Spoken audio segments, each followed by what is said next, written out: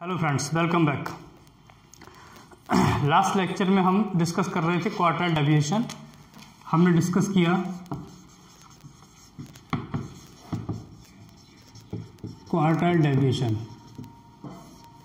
और last lecture में हम डिस्कस कर चुके थे कि क्वार्टाइल डेविएशन क्या होता है और what is the use of quartile deviation और क्वार्टाइल डेविएशन के कुछ लिमिटेशन भी such as quartile deviation can cover only 50% values and rest 50% values are ignored while with the help of quartile deviation. So it is useful when fluctuations are very less between the values. कि अगर values में fluctuations बहुत कम हैं, values are more of stable, values are more of constant, in that case quartile deviation can be useful. तो quartile deviation useful हो सकता है, but if there are very high rate of fluctuations and random fluctuations occur between the values, then quartile deviation cannot be useful or cannot be used for the purpose of concluding accurate and reliable result. कि अगर बहुत ज़्यादा random fluctuations हैं, fluctuations का rate बहुत ज़्यादा है, तो फिर आप क्वार्टाइल डेविएशन को यूज़ नहीं कर सकते because quartile deviation can not generate reliable and accurate result. Anyways, तो लास्ट लेक्चर में हमने डिस्कस किया था क्वार्टाइल डेविएशन इन इंडिविजुअल सीरीज कि इंडिविजुअल सीरीज में क्वार्टाइल डेविएशन कैसे कैलकुलेट करते हैं और कोएफिशिएंट ऑफ क्वार्टाइल डेविएशन कैसे कैलकुलेट करते हैं। तो क्वार्टाइल डेविएशन का फॉर्मूला और कोएफिशिएंट ऑफ क्वार्टाइल डेविएशन का फॉर्मूला तो तीनों सीरीज, चाहे वो सीरीज इंडिविजुअल हो, डिस्क्रीट हो और कंटिन्यूअस हो, that will be remain same, वो तो सेम ही रहेगा। लेकिन थोड़ा सा मैथडोलॉजी चेंज हो जाती है जब हम इंडिविजुअल सीरीज की बात करते हैं, डिस्क्रीट सीरीज की बात करते हैं या फिर हम कंटिन्यूअस सीरीज की बात करते हैं। तो आज जो है हम डिस्कस करेंगे quartile deviation in discrete series because individual series में हम ऑलरेडी डिस्कस कर चुके हैं, उसकी एक इलस्ट्रेशन भी सॉल्व कर ली थी। तो अब हम स्टार्ट करते हैं क्वार्टाइल डेविएशन, जो सेकंड सीरीज है क्वार्टाइल डेविएशन इन डिस्क्रीट सीरीज।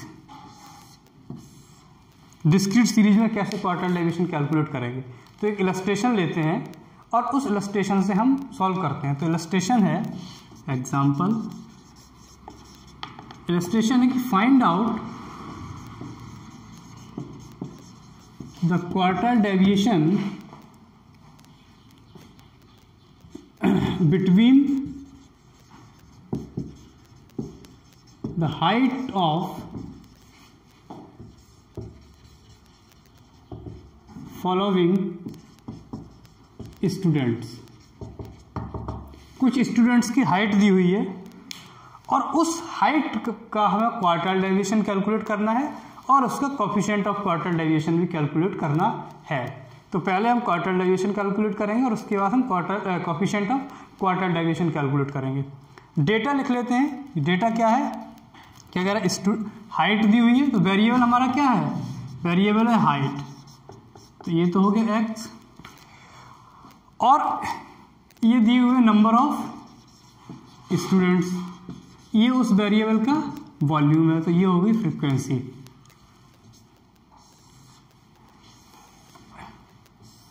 हाइट जो है वो सेंटीमीटर्स में दी हुई है और हाइट 145 सेंटीमीटर से लेकर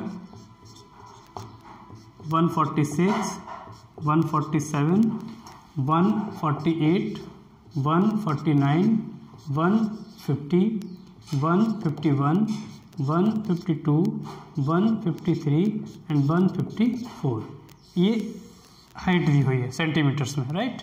नंबर ऑफ स्टूडेंट्स दिए हुए हैं 15, 20, 32, 35, 33, 22, 20,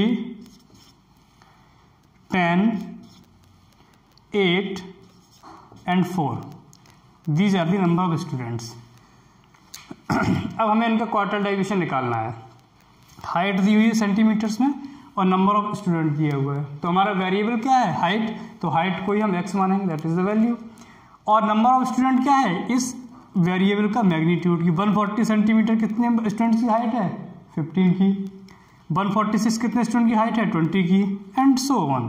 तो इन ये जो हाइट्स है ये वेरिएबल हो गया, और ये जो है नंबर ऑफ स्टूडेंट वो इस वेरिएबल की फ्रीक्वेंसी है, डेंसिटी है। तो ये हमारी फ्रीक्वेंसी हो गई। अब ये सीरीज कौन सी है, डिस्क्रीट सीरीज।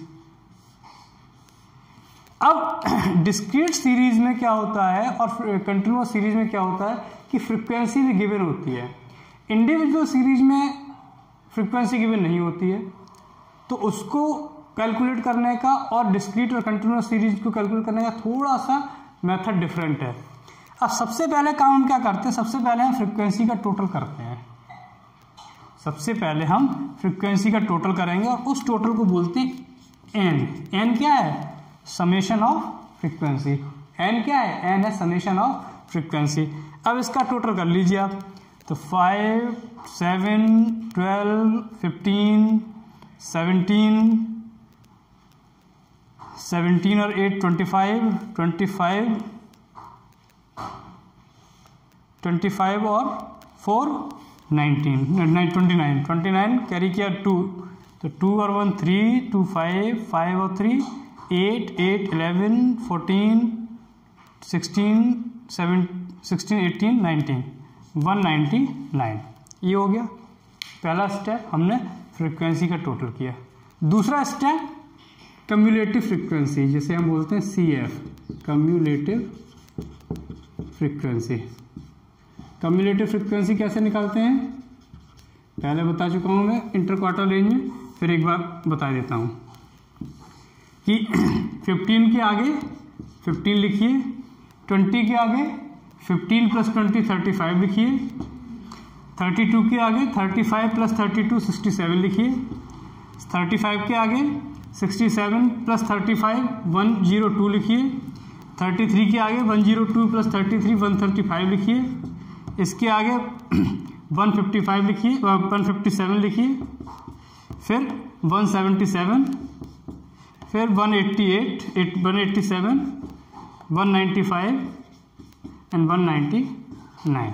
ये हमारी होगी कम्युलेटिव फ्रीक्वेंसी। ठीक, कम्युलेटिव फ्रीक्वेंसी निकाल दी। अब कम्युलेटिव फ्रीक्वेंसी को निकालने के बाद, after finding out the cumulative frequency, अब हमें निकालना है क्वार्टर डेविएशन। अब क्वार्टर डेविएशन के लिए क्या करना है, सबसे पहले क्वार्टर 1 निकालना होगा और क्वार्टर 3 निकालना होगा। क्वार्टर डेविएशन का फॉर्मूला क्या है, Q3 - Q1/2। तो Q3 - Q1 के लिए पहले Q3 निकालिए और Q1 निकालिए। तो सबसे पहले Q1 निकालते हैं, यानी क्वार्टर 1। और क्वार्टर 1 के लिए जो है, अब मैं इधर तरफ थोड़ा साफ कर देता हूँ। अब क्वार्टर 1 के लिए सबसे पहले क्वार्टर 1 नंबर निकालिए, Q1 नंबर जैसे बोलते हो। तो Q1 नंबर का फॉर्मूला क्या है, Q1 number = n + 1/4th value. अब यहाँ n क्या है, 199, तो 199 + 1/2 यानी 4, तो क्या हो गया 50th वैल्यू। तो Q1 नंबर आया 50th वैल्यू। अब 50th वैल्यू को अब हमें देखना, अब Q1 नंबर तो हमने निकाल लिया जो आ रहा 50th वैल्यू। अब उस 50th वैल्यू को हमें देखना है कि किस नियरेस्ट कम्युलेटिव फ्रीक्वेंसी में लाई करता है। नियरेस्ट यानी कि 50th को देखना है किस नियरेस्ट कम्युलेटिव फ्रीक्वेंसी में लाई करता है। तो आप देखिए 15 से तो बड़ा है तो उसमें लाई नहीं करता है, 35 से भी बड़ा है उसमें लाई नहीं करता है, 67 वो नियरेस्ट कम्युलेटिव फ्रीक्वेंसी है जिसमें 50th जो है हमारा वो लाई करता है Q1 नंबर। तो अब आप लिखोगे since Q1 number that is 50 lies under the cumulative frequency 67, therefore thus the corresponding value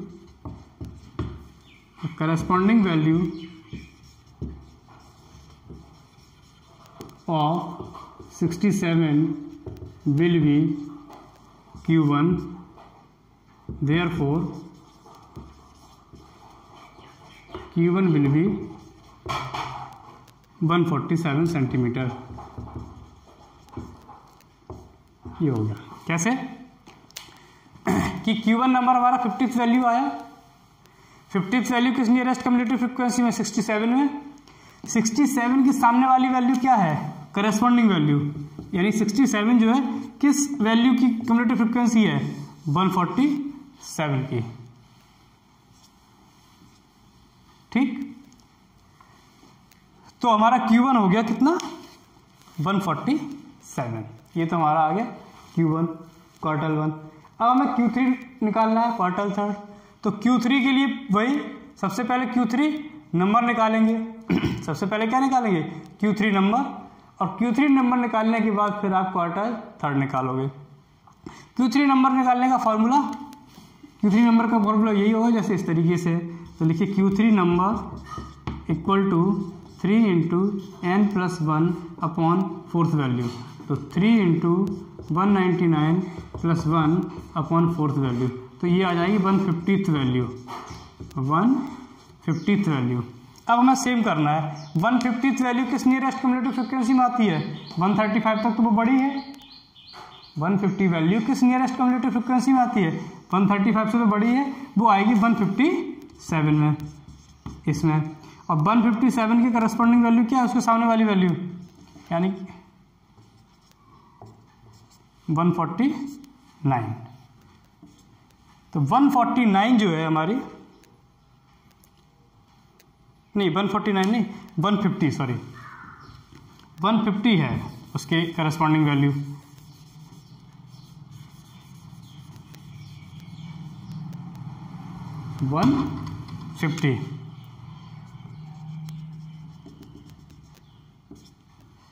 ये है उसके कर, तो Q3 हमारा हो गया 150 सेंटीमीटर, ये हो गया Q1, तो Q3 हमारा हो गया 150 सेंटीमीटर्स। ठीक, अब आपने Q1 भी निकाल लिया, Q3 भी निकाल लिया। Q1 हमारा आया था कितना, 147, और Q3 आया हमारा 157। अब आप क्वार्टर डेविएशन निकाल लीजिए। तो क्वार्टर डेविएशन का फॉर्मूला क्या है, Q3 माइनस Q1 अपॉन 2। तो Q3 की जगह लिख दीजिए 150, Q1 की जगह लिख दीजिए 147 अपॉन 2, तो 3 अपॉन 2 इक्वल टू 1.5 सेंटीमीटर। ये तो आ गया क्वार्टर डेविएशन, ये तो आ गया हमारा क्वार्टर डेविएशन। अब अगर कॉफिशिएंट निकालना हो, अब मैं यहाँ ऊपर कर देता हूँ, इसे आप बाद में नोट कर लेना। अगर इसका हमें कॉफिशिएंट ऑफ क्वार्टर डेविएशन निकालना हो तो, अब अगर इसका कॉफिशिएंट भी निकालना है तो कॉफिशिएंट ऑफ क्वार्टर डेविएशन का फॉर्मूला क्या होता है,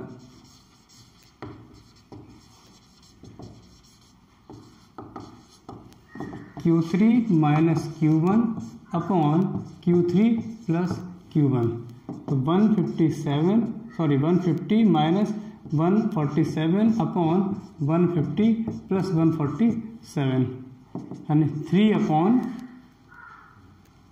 297।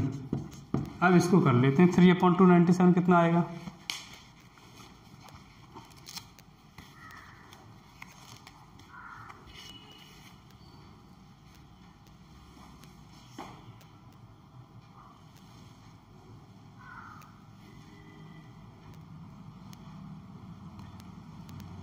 थ्री अपॉन 297,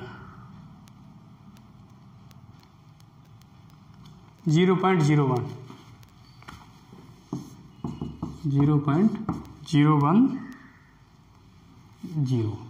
ये आपका आ गया कोफिशिएंट, और ये आपका हो गया क्वार्टाइल डेविएशन। तो इस तरीके से इसको हम करते हैं डिस्क्रीट सीरीज में। ठीक है, ये हो गया हमारा डिस्क्रीट सीरीज का। एक बार इसे आप कॉपी कर लेंगे तो आपको हमेशा के लिए हो जाएगा। अब इसके बाद जो है वो कंटिन्यूअस सीरीज में है। कंटिन्यूअस सीरीज में ऐसे कंटिन्यूअस सीरीज में Q1 और Q3 निकालने का फॉर्मूला थोड़ा सा डिफरेंट है, यानी ये Q1 नंबर और Q3 नंबर तो ऐसे ही निकालेंगे, लेकिन क्वार्टर 1 और क्वार्टर 3 निकालने का फॉर्मूला थोड़ा चेंज हो जाता है। तो इसे मैं साफ कर देता हूँ। अब हम क्वार्टर डेविएशन को कंटिन्यूअस सीरीज में डिस्कस करेंगे। थर्ड हमारा सीरीज आती है क्वार्टर डेविएशन इन कंटिन्यूअस सीरीज।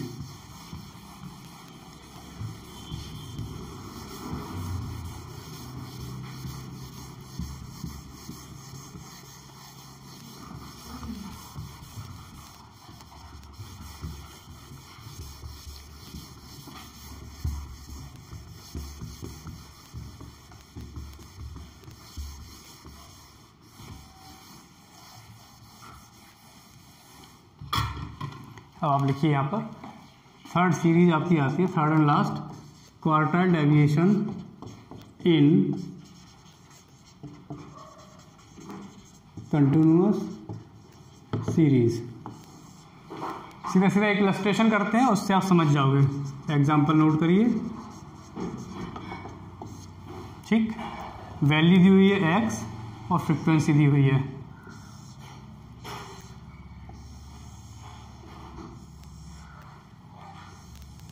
वैल्यू की रेंज दी हुई है कितना, 0 to 10, 10 to 20, 20 to 30, 30 to 40, 40 to 50, yes. और फ्रीक्वेंसी दी हुई है 4, 15, 28, 16 एंड 7।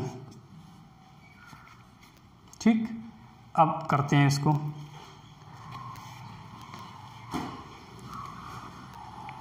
तो इसको करने का तरीका क्या है, सबसे पहले तो फ्रीक्वेंसी का टोटल करिए, जैसे बोलते हैं n। तो 4 और 15 19, 19 और 28 47, 47 और 16 63, 63 और 7 70, ये तो हो गया 70। फिर सेकंड स्टेप करते हैं कम्युलेटिव फ्रीक्वेंसी। कम्युलेटिव फ्रीक्वेंसी अभी आपको प्रीवियस इलस्ट्रेशन में बताया था कैसे निकालते हैं। 4 के आगे 4, फिर 19, फिर 47, देन 63 एंड 70। अब क्वार्टाइल डेविएशन से पहले हमें Q1 और Q3 कैलकुलेट करने पड़ेंगे, और Q1 निकालने के लिए सबसे पहले आप Q1 नंबर कैलकुलेट करना है। तो सबसे पहले करिए Q1 नंबर। Q1 नंबर में इसमें जो है n+1 हट जाता है, सिर्फ n/4 रहेगा। कंटिन्यूअस सीरीज में n+1 हट जाएगा, n/4 आइटम या फोर्थ वैल्यू। n की वैल्यू कितनी है 70, तो 70/4 कितना आ जाएगा 17.5 वैल्यू आ गई। Q1 नंबर कितना आ गया 17.5 वैल्यू। अब 17.5 वैल्यू किस कम्युलेटिव फ्रीक्वेंसी में आ रही है, 19 में, इसमें आ रही है। इसके corresponding quartile deviation, quartile range क्या है 10 to 20। अब आप लिखोगे since Q1 number that is 17.5 comes under the cumulative frequency 19, therefore the corresponding class interval will be quartile class in order to calculate Q1। क्या लिखोगे आप लिखोगे since Q1 number that is 17.5 comes under cumulative frequency 19, therefore the corresponding class interval ये वाला will be a quartile class in order to calculate Q1। ये Q1 को calculate करने के लिए ये हमारा क्वार्टर क्लास कंसीडर होगा। अब Q1 का फॉर्मूला लिख लो, क्या है Q1 = L1 + I/f into Q1 number minus C। Q1 = L1 + I/f into Q1 number minus C, where L1 क्या है, मैं लिख देता हूँ, नोट कर लेना, lower limit of quartile class. ठीक, I क्या है, interval between lower and upper limit of quartile class.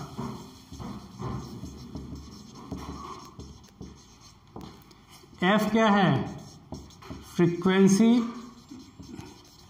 Of quartile class. और C क्या है, कम्युलेटिव फ्रीक्वेंसी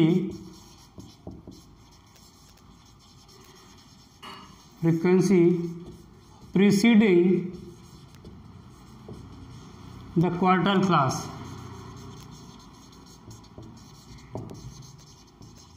और Q1 नंबर क्या है, जो वैल्यू आपने कैलकुलेट की है वो। Q1 नंबर क्या है, जो वैल्यू आपने Q1 नंबर कैलकुलेट की है वही। अब आ जाओ इसमें L1 क्या है, lower limit of quarter class. Quarter class क्या है ये, इसकी लोअर लिमिट क्या है 10, तो 10 तो हो गया L1। Clear. F interval between lower and upper limit of quarter class. इस क्वार्टर क्लास की लोअर लिमिट 10 है, अपर लिमिट क्या है 20। इन दोनों के बीच का डिफरेंस कितना है 10, तो I हो गया 10। फ्रीक्वेंसी F क्या है, फ्रीक्वेंसी ऑफ क्वार्टर क्लास। इस क्वार्टर क्लास की फ्रीक्वेंसी क्या है 15, तो ये हो गया F। फिर C क्या है, cumulative frequency preceding the quarter class, यानी कि क्वार्टर क्लास से पहले की कम्युलेटिव फ्रीक्वेंसी। और क्वार्टर क्लास की फ्रीक्वेंसी कितनी है 19, इसके पहले की फ्रीक्वेंसी क्या है 4, तो ये हो गया हमारा C। अब सभी चीज़ें आपको पता चल गई। अब आप Q1 निकाल सकते हो, तो Q1 निकाल लीजिए। Q1 इक्वल टू L1 की जगह क्या लिख सकते हैं 10, 10 प्लस I की जगह क्या लिख सकते हैं, इन दोनों के बीच का इंटरवल ये भी 10 अपॉन फ्रीक्वेंसी F क्या है 15 इंटू Q1 नंबर कितना है, तो 17.5 माइनस C क्या है 4, तो 10 प्लस 10 अपॉन 15 इंटू 4 है ना ये, इंटू 13.5, तो ये आपका हो जाएगा 10 प्लस 135 अपॉन 15 यानी 8, तो Q1 आ गया 18, ये आ गया Q1।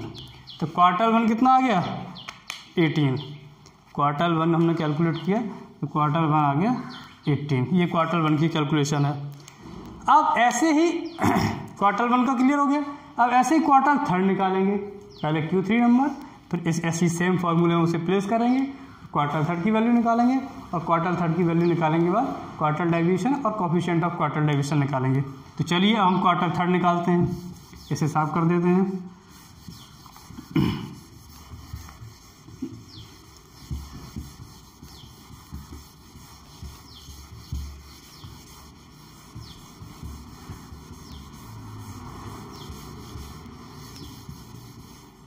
तो क्वार्टर थर्ड के लिए सबसे पहले क्या निकालें, Q3 नंबर। Q3 नंबर का फॉर्मूला होगा n+1, इसमें से ही खत्म हो जाएगा 3 into n upon fourth value, 3 into 70 upon 4, तो ये हो जाएगी 52.5 वैल्यू। अब 52.5 वैल्यू देखिए किस कम्युलेटिव फ्रीक्वेंसी में आ रहा है, इसमें आ रहा है 63 में। 63 की करस्पॉन्डिंग क्लास इंटरवल क्या है ये, तो ये हो गया क्वार्टर क्लास। ठीक, अब Q3 का फॉर्मूला लिखिए, क्या वही फॉर्मूला जो Q1 का था, L1 plus I upon F into यहाँ Q1 नंबर की जगह क्या आ जाएगा Q3 नंबर माइनस C। अब यहाँ L1 क्या होगा 30, यहाँ I क्या होगा 10, दोनों के बीच का इंटरवल, F क्या है 16, Q3 नंबर कितना है 52.5 माइनस C क्या होगा यहाँ पर, C होगा 14, तो 30 प्लस 10 अपॉन 16 इंटू ये आ जाएगा 38.5। अब इसे तो कर लेते हैं थोड़ा सा,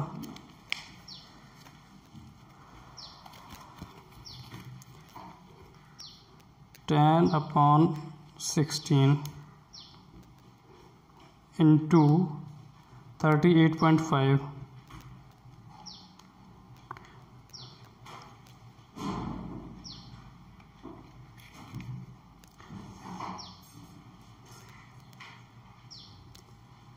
नो ये कम्युलेटिव फ्रिक्वेंसी 44 है ना, 40 नहीं है, दिस इज 44,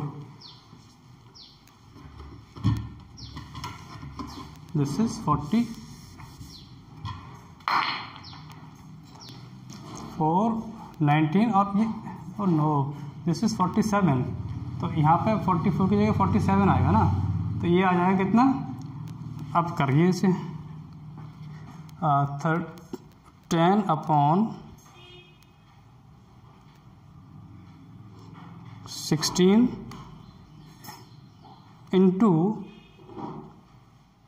5.5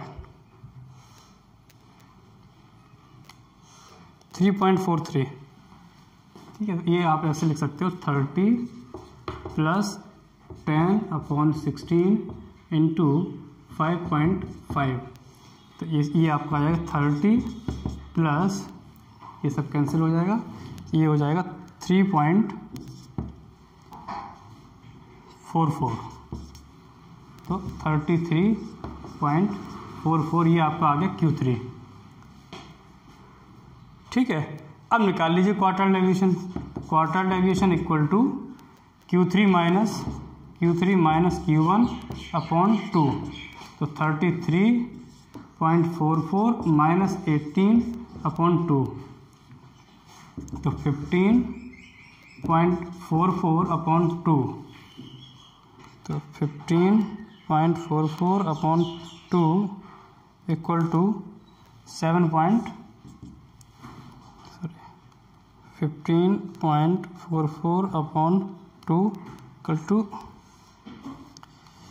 15.44 अपॉन 2 7.72, ये तो आगे क्वार्टर डेविएशन। अब कॉफिशिएंट अगर हमें निकालना है इसका, तो कॉफिशिएंट हो जाएगा Q3 माइनस Q1 यानी 33.44 माइनस 18 अपॉन 33.44 प्लस 18, तो ये बचेगा कितना 15.44 अपॉन 33 और 18 33 और 18 51.44, तो 15.44 अपॉन 51.44 इक्वल्स टू 0.30, ये आपका आ जाएगा कोफिशिएंट, और ये आपका हो गया क्वार्टर डेविएशन। तो इस तरीके से क्वार्टर डेविएशन हम निकालते हैं कंटिन्यूअस सीरीज में। आई होप कि ये आपको क्लियर हो गया होगा। अब क्वार्टर डेविएशन आपका टॉपिक जो है वो कंप्लीट हो गया। अब नेक्स्ट टॉपिक हम डिस्कस करेंगे mean deviation. So next lecture we will discuss mean lecture. Quarter deviation is complete. Thank you very much.